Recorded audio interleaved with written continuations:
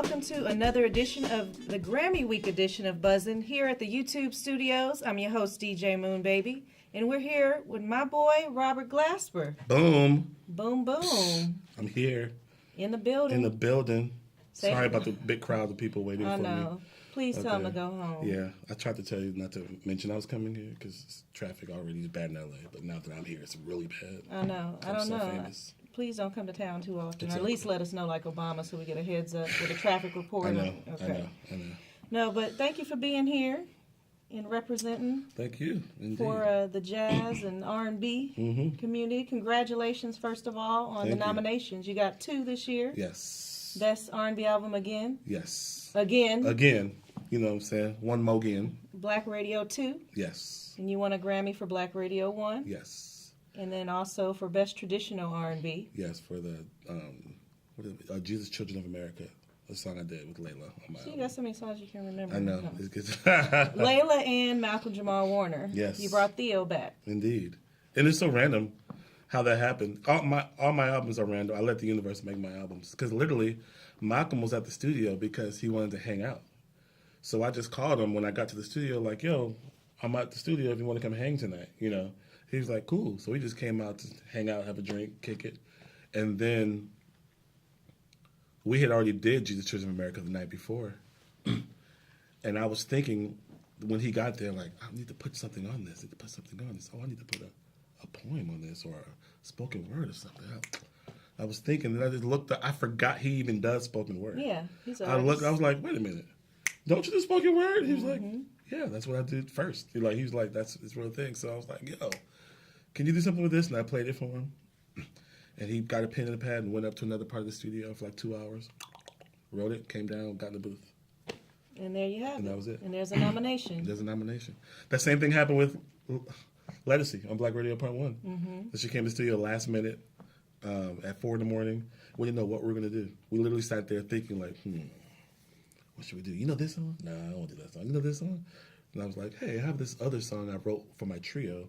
You want to try to put lyrics to it? And she was like, all right. I played it for her. She put lyrics to it, like 20 minutes, got in the booth. And I got nominated for R&B performance. You did. And you were so gracious to invite me to the studio. Indeed, the first you were there. album. That's right. I got to see some magic happen. Indeed. That's in the flesh. Yes, so, indeed. No, but really congratulations on all your success because I think you're bringing a fresh perspective to music in general. And, you know, a lot of people argue whether you go into jazz or you go into R&B. And because you have so many vocalists on your jazz albums, you kind of end up fitting in an R&B box. Exactly. How do you feel about that? I love it. I mean, I love R&B music and I love jazz music. I grew up listening to R&B music. I didn't grow up listening to jazz. You know, R&B is really more a part of my world, my life, than technically jazz is. You know, I got into jazz, you know, in high school. You know what I mean? So, you know, I always say I feel like my people has brought the world so many different types of music, and why should I just concentrate on the one? You know, why not explore them all if I can? You know what I mean? So I think it's cool to do that. You know, so when I did the Black Radio albums, you know, in my mind I was leaning towards, with Black Radio 1 at least, I was leaning towards like, oh, let's just go in the studio with these vocalists and see what happens. Not necessarily let's make an R&B album, but we know it's going to have that flavor. We know it's going to have jazz flavor. Let's just see what happens. And then once we won that R&B Grammy, now I felt like, oh, well, now the R&B world is looking at us. So and now radio is ready for us to come to radio first. So when before that wasn't the case, you know, we kind of had to make that happen. And now they're ready. So I said, hey, let's purposely make an R&B album now for Black Radio too. So I wouldn't do the same album twice. You know, I never wanted to do the same album twice. So I said, hey, let's do this and just make, you know, so. You know, we chose what category we want to put it in because, you know, most of the reality is, you know, my Black Radio albums go over the head of most jazz people. Right. But you're on Blue Note Records, which is the ironic thing, a legendary jazz label. Exactly. So how does the label feel about you doing R&B albums? They love it. It brings them more money. Right. Well, that's the truth of the matter. More record sales, more money. Jazz hasn't always made money unless you were a touring musician. A touring musician, exactly. You know, so that's the only, exactly. Which you were a touring musician originally for a lot of big names and a music director. Yes, I was with Mos Def. I was his music director for a few years, and I was with Maxwell for a few years, playing piano with Maxwell.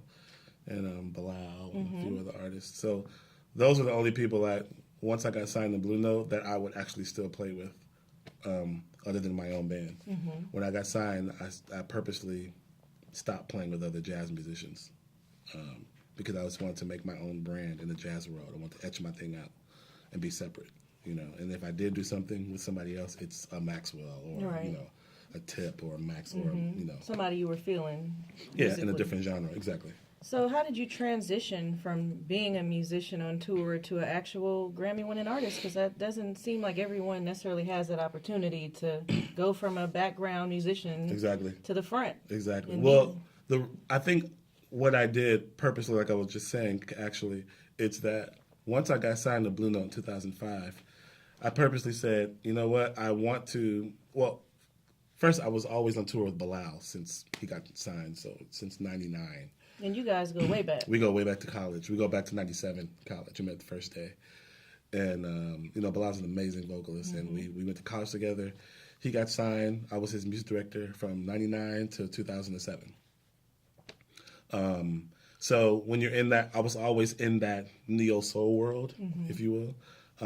People started knowing me because of Bilal's band. He would always say, Robert Glasper on piano, boom, boom, boom, boom. And then once I started playing with, like, Mos Def, he's like, Robert Glasper on piano, boom, boom, boom. I started playing Maxwell, Robert Glasper on piano, boom, boom, boom, boom, boom. You know, that whole thing. And I was writing songs with Bilal for his album. So people would know who's on stage. And a lot of artists don't do that, you know. Right. And that's kind of what helped me out in that realm. It's like, okay, every time I get on stage, that person's saying, hey, it's Robert Glasper. And then I take a solo or something. So my name's repeatedly being mentioned, you know, in this other world, in the R&B hip hop world, a lot. And I was just hanging out in that world a lot. You know, I used to play with the Roots all the time. Amir would call me to do stuff with the Roots, and you know, so I was never just a jazz musician. I always had one foot in hip hop and R&B. You had layers to you. Yeah, so when it was time for me to do this record, a lot of the fan base already knew who I was, which makes sense. So I do a hip hop R&B record, and I have someone to give it to because they understand it, and that's the audience that I'm doing. A lot of people try to cross over, but the audience they're crossing over to doesn't know they exist. You know what I mean? So it doesn't work. All they do is turn away their actual audience. Yeah. Yeah. You know what I mean? So it's like you have to dwell in the world that you're trying to cross over to. You have to get known in that world. So then when you do a crossover album, it makes sense. And people, it's a smooth transition. Smooth transition. Right. Exactly.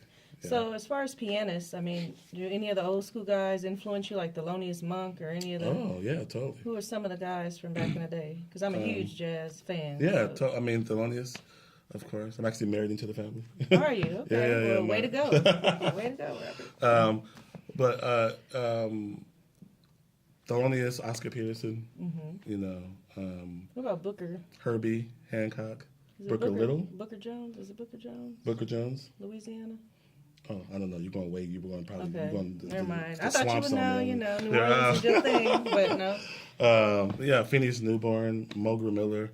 It's one of my favorites. There's so many pianists that bring things to the table that is different from other pianists. Hank Jones, a lot of different. So many pianists, you know. But well, let's fast forward. So the Robert Glasper Experiment is a group that you created. Is that a separate thing from Robert Glasper and Black Radio, or is it you guys are all one under the same? It's pretty much the same. The Robert Glasper Experiment. My first band was the Robert Glasper Trio, which I recorded 3 albums for Blue Note when I first got signed in 2005. Did a record called Canvas, then In My Element, and then I did a record called Double Booked. That was half and half trio, and half the Robert Glasper Experiment. Basically, it's an electric band. You know, with my trio, I started getting a lot of crossover appeal, you know, with my trio, because we would do hip-hop stuff and kind of change up different modern songs. So my audience was kind of young, hip, and modern and mainstream for jazz. But a lot of people were like, whoa, how do you get this audience, you know?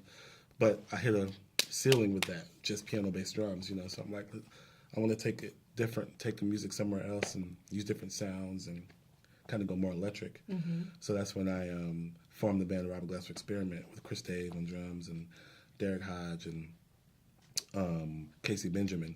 And that was around 2006 when we formed that. And then, you know, we started having a lot of special, I would do special guest stuff with my trio, and that was one thing, but I started doing special guest things with the Experiment. And so the very first album we put together with the Experiment was not supposed to be so many guests. Literally, it was going to be like 5 guests.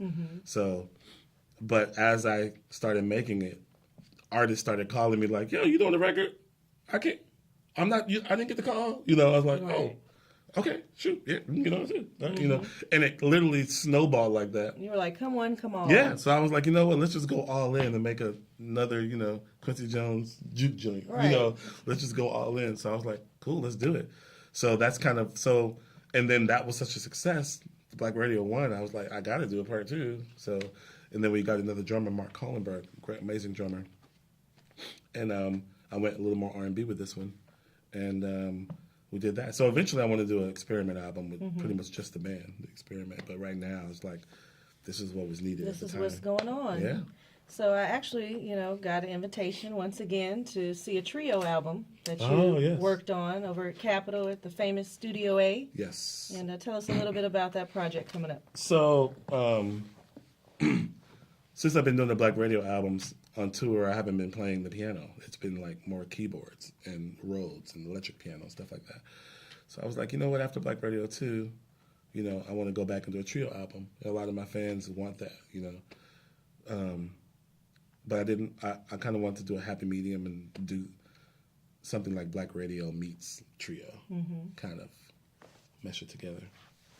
So I just did a bunch of cover songs, trio style, So, and we did it in Studio A at Capitol Records, and put couches in there and it was nuts. Had some wine and stuff like that. We recorded 2 days live, and it was great. And I just literally did songs that I like that are from my iPod.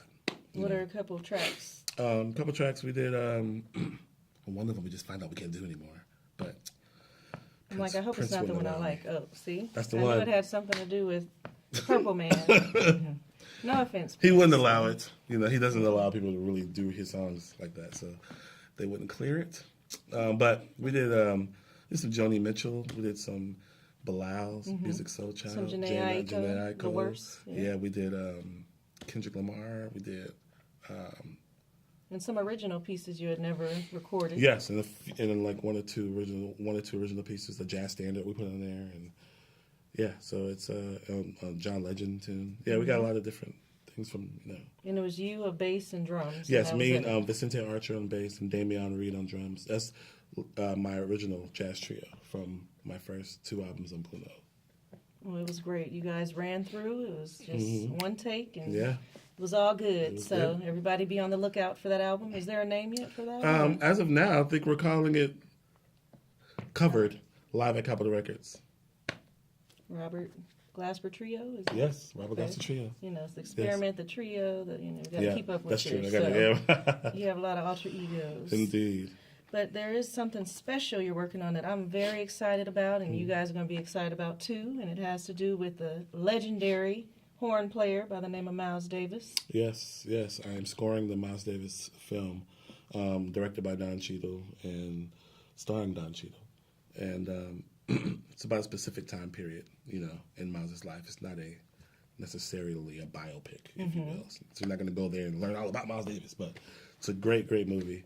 And it's been an amazing journey. This is my very first time, scoring a film. So it's been a learning experience, and I'm glad Don gave me the opportunity, so it's great. How did you guys connect for this? On Twitter.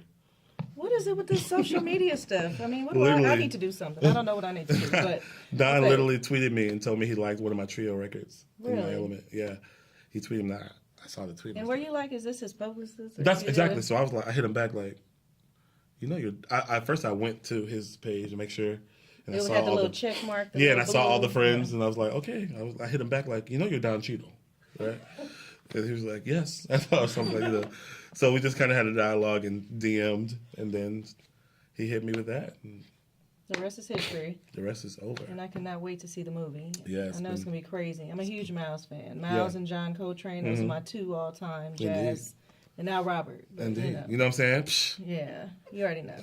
No, but seriously, congratulations on everything. Thank the you. 2 nominations this Thank week. you. We hope you knock it out the park again, We'll see. And we'll see what happens, of course. Indeed. But, I know you got a lot else going on. Yes. And are you touring still? Or what do you Yeah, I'm taking it easy for now because I've had to stay home and kind of finish the movie. You know what I mean? But I'll start touring like in April or something like that. So. Mm-hmm. And any artists you plan on producing? I know we had talked a little bit about, we're not going to bring that up, but, you know, you working with a particular artist doing some gospel stuff, but any other artists in the works? There's been talk. I don't want to say names because talk can not turn into anything. It's so cheap. Yeah. But there are a few artists that are like, hey, my next record, well, you produce it. I'm like, yes, let's do it. Okay.